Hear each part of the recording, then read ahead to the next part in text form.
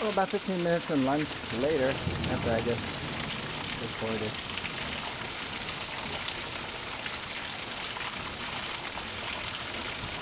These rains have been pulsing every 20 minutes, a half hour. We'll get a new storm.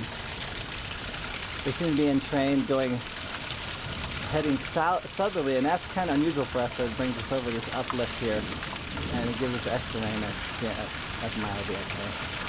I just wanted to get a good view of the monsoon in Arizona when it's really raining well.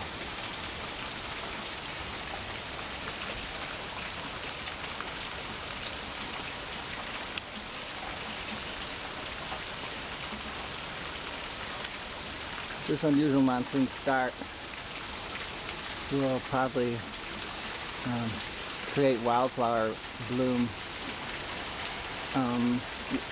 of kinds that haven't been seen before.